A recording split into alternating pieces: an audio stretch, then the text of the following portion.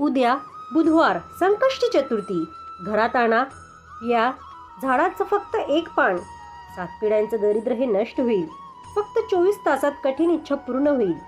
नमस्कार मित्रांनो, श्री स्वामी समर्थ. सर्वप्रथम सर्वांचे आपल्या श्री स्वामी समर्थ चॅनलवरती खूप खूप स्वागत आहे. स्वामी तुमच्या सर्व चांगल्या मनोकामना पूर्ण करो, तुम्हाला सुखात आणि आनंदात ठेव, ही स्वामी चरणी प्रार्थना. चला तर मित्रांनो, आजच्या नवीन व्हिडिओला सुरुवात करूया. मित्रांनो, उद्या आहे 28 फेब्रुवारी, वार बुधवार, आणि या दिवशी आलेले आहेत संकष्टी चतुर्थी. आपल्या हिंदू धर्मामध्ये गणेश चतुर्थी विशेष महत्त्व आहे. गणपती बाप्पा हे विघ्नाचे देवता, ज्ञान देणारे, ज्ञान देवता, विघ्नहरण आणि विघ्न नष्ट करणारे देवता मानले जातात. आणि म्हणूनच कोणत्याही शुभ कार्याची सुरुवात करण्यापूर्वी सर्वप्रथम गणपती बाप्पांचं आवाहन केलं जातं, त्यांची पूजा केली जाते आणि यानंतर ते शुभ कार्य पार पाडायला जातात. इतकं महत्त्व या गणपती बाप्पांना दिला जाते. यांना समर्पित असणारी चतुर्थी ही उद्या आहे.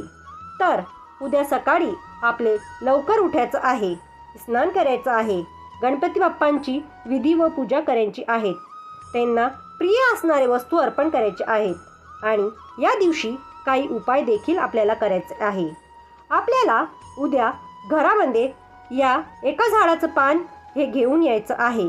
हे पान आणल्यामुळे आपल्या घरातील 7 पिढ्यांचे दरिद्र हे नष्ट होईल आणि फक्त 24 तासात आपल्या मनातील कठीणातील कठीण इच्छाही पूर्ण होईल आणि सोबतच घरामध्ये सुख, शांती, समृद्धी, ऐश्वर्य नांदेल. असा हा एक उपाय तुम्हाला या व्हिडिओमध्ये सांगणार आहे. त्याआधी मित्रांनो, तुम्ही चॅनलवरती नवीन असाल तर चॅनलला सबस्क्राईब नसेल करेल तर प्लीज चॅनलला सबस्क्राईब करून द्या आणि बाजूला बेल आयकॉनचं बटन आहे त्यालाही क्लिक करा, जेणेकरून आमचे नवनवीन व्हिडिओ तुम्हाला ऐकायला मिळतील. मित्रांनो, या झाडाचं पान हे घरामध्ये आणायचं आहे. जर आपल्या मनामध्ये भरपूर दिवसापासून एखादी इच्छा असेल आणि तिचा तुम्ही कष्ट, मेहनत आणि प्रयत्न करूनही पूर्ण होत नसेल, म्हणजे तुमच्या कष्टाला आणि मेहनतीला तुम्हाला फळ प्राप्त होत नसेल, तर आपली कठीणातील कठीण इच्छापूर्तीसाठी आपल्याला हे झाडाचे पान घरी आणायचं आहे. कारण आपण सर्वांनाच माहीत आहे की गणपती बाप्पा जाहीर इच्छापूर्ती देवता मानले जातात. यांचे उपाय आणि उपासना केली तर नक्कीच भक्तांच्या इच्छा आणि मनोकामना पूर्ण होतात. या दिवशी चतुर्थी आहे म्हणून आपल्याला उपाय जो आहे तर तो करायचा आहे. त्याचबरोबर घरात लक्ष्मी स्थिर राहत नसेल, पैसा टिकत नसेल, घरावर वारंवार कोणतीही संकट येत असेल आणि यासाठी सुद्धा आपल्याला हा उपाय जो आहे तो करायचा आहे. हा उपाय केल्याने आपल्या घराचे दरिद्री आणि गरिबी ही कायमची नष्ट होऊन जाईल. तर मित्रांनो, घराचे व्यवसाय तर पहा, आपल्याला वास्तुशास्त्रांमध्ये काही झाड सांगितले आहे की त्यामध्ये देवतांचा वास असतो आणि ती झाड आपल्या घरासमोर किंवा घरामध्ये लावल्याने घरात सकारात्मक वातावरण तयार होते आणि यामुळे घरात सुख, शांती, समृद्धी ही नांद असते.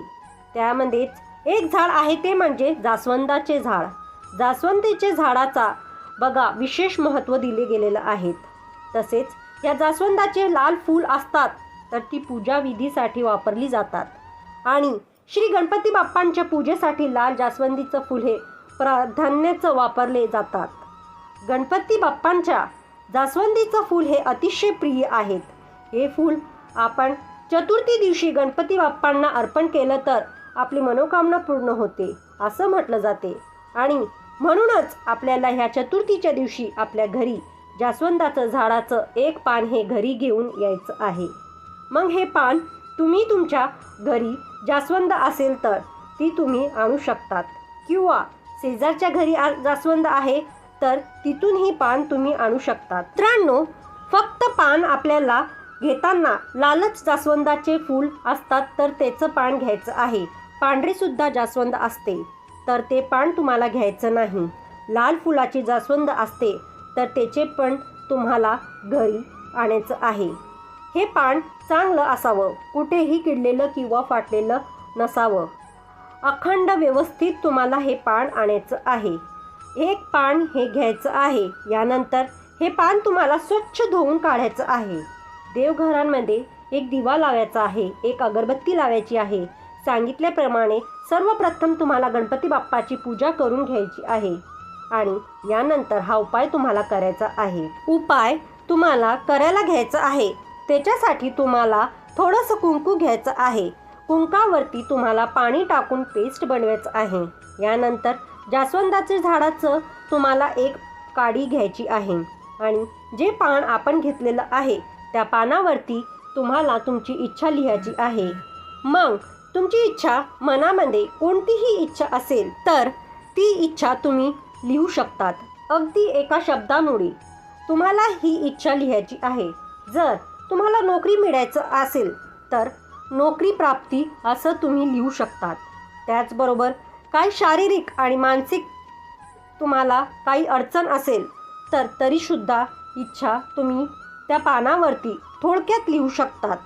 यानंतर तुम्हाला काय करायचं आहे, ही इच्छा लिहून झाल्यानंतर पानाचा गुडगुडीत भाग असतो, मऊ भाग असतो, त्या साईडने तुम्हाला ही इच्छा लिहायची आहे. त्यानंतर 21 दुर्वा तुम्हाला घ्यायच्या आहेत. प्रत्येक दुर्वाला 3 दर असायला हवा. अशी 21 दुर्वाची एक जोडी तुम्हाला घ्यायची आहे. या 21 दुर्वाला तुम्हाला बाप्पांच्या मस्तकाला लावून खाली चरणावर ठेवायचं आहे आणि उचलून तुम्हाला त्या पानावरती ठेवायचं आहे. यानंतरच्या दुर्वांना त्या पानाला हळदी कुंकू लावायचं आहे. अक्षदा पण करायचं आहे. धूप दीप अगरबत्ती तुम्हाला ओवाळून घ्यायचं आहे आणि त्यानंतर तुम्हाला गणपती बाप्पांना प्रसन्न करून घेण्यासाठी अतिशय उच्च कोटीची सेवा म्हणजे गणपती अथर्वशीर्ष तुम्हाला 3 वेळा गणपती बाप्पांचा अथर्वशीर्ष आहे त्याचा तुम्हाला पठण करायचं आहे. 3 वेळा पठण करून झाल्यानंतर मित्रांनो शेवटी तुम्हाला 1 वेळा फलट स्तोत्र सुद्धा म्हणायचं आहे. ही फलट स्तोत्र म्हटल्यानंतर आपल्याला नक्कीच फळ प्राप्त होते. त्याबरोबर आपल्याला 1 वेळा गणपती स्तोत्र जे आहेत त्याचा तुम्हाला पठण करायचं आहे. यानंतर दोन्ही हात जोडून तुम्हाला बाप्पाला प्रार्थना करायचं आहे.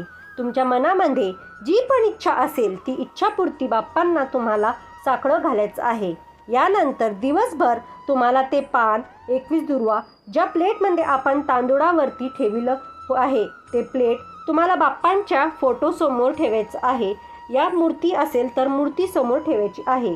संध्याकाळी तुम्हाला काय करायचं आहे मित्रांनो, संध्याकाळी 4 वाजल्यानंतर ते जे जास्वंदाच्या पानावरती तुम्हाला दुर्वा ठेवायचे आहेत आणि त्या तुम्हाला एका पांढऱ्या धाग्याने बांधून घ्यायच्या आहेत. ज्या प्लेटमध्ये आपण ठेवल्या होत्या तर त्याला 7 अखंड असतात म्हणजे तांदूळ, तर ते तुम्हाला काढायचे आहेत. हे पान दुर्वा आणि 7 तांदूळ जे आहेत ते तुम्हाला घेऊन गणपती बाप्पांच्या मंदिरात जायचं आहे. तिथे गेल्यानंतर त्यांच्या मस्तकाला लावून त्यांच्या चरणी तुम्हाला अर्पण करून घ्यायचं आहेत आणि पुन्हा बाप्पांना तुम्हाला इच्छापूर्तीसाठी प्रार्थना करायचं आहे. असं केल्याने नक्कीच आपली इच्छा पूर्ण होत असं म्हटलं जाते आणि अतिशय प्रभावी हा उपाय जो आहे तर तो मानला जातो. जास्वंदाचं झाड हे अतिशय शुभ मानलं जाते. हे सूर्य आणि मंगल ग्रहाशी संबंधित आहे आणि सोबतच जास्वंदाचे फूल आणि पान ही सुद्धा बाप्पांना अतिशय प्रिय आहेत. यामुळे आपल्या इच्छापूर्तीसाठी हा उपाय नक्कीच या चतुर्थीच्या दिवशी करायचा आहे. तर मित्रांनो ही माहिती तुम्हाला कशी वाटली? जर ही माहिती आवडली असेल तर आमच्या व्हिडिओला लाईक करा आणि तुमच्या मित्रपरिवारांमध्ये शेअर करा, जेणेकरून आमचे नवनवीन व्हिडिओ तुम्हाला ऐकायला मिळतील आणि त्यामुळे आमचंही प्रोत्साहन वाढेल आणि आम्ही तुमच्यासाठी असे व्हिडिओ आणत जाऊ. तर मित्रांनो व्हिडिओ शेवटपर्यंत ऐकल्याबद्दल खूप खूप धन्यवाद. श्री स्वामी समर्थ. जय जय स्वामी समर्थ. आणि हो मित्रांनो कमेंट बॉक्समध्ये गणपती बाप्पाचा जयघोष करायला विसरू नका. गणपती बाप्पा मोरया.